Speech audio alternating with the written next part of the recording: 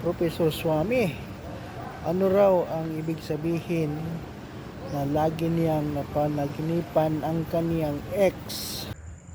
Ang nagpaabot sa atin ngayon sa kanyang katanungan ay itago natin sa pangalang Ann.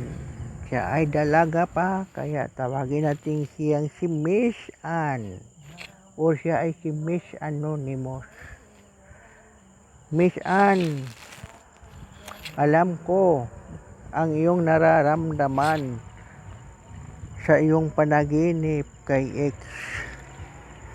Una, posibleng ikaw ay naiinis dahil hindi ka pinapansin ni ex sa iyong panaginip.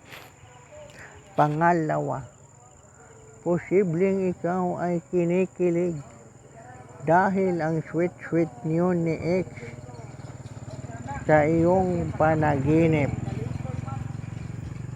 Pero Miss Ann, nakakalungkot mang isipin na hanggang panaginip na lang si ex. Makinig ang lahat dahil ito ang kahulugan sa panaginip ni Miss Ann tungkol sa kanyang ex. Kung ang isang tao ay bigla mong mapanaginipan, ito ay nangangahulugan na ang taong iyon ay hindi nakatulog magdamag dahil sa kakaisip niya sa iyo. Ikaw ang laman ng kaniyang topic sa kaniyang mga kaibigan at kamag-anak.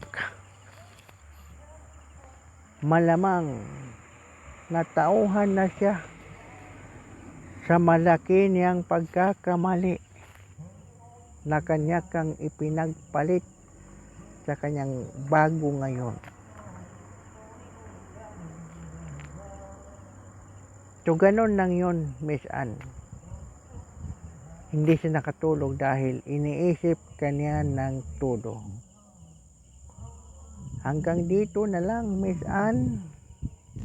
At maraming salamat sa iyo at sa lahat ng taga-subaybay ni Professor Swami.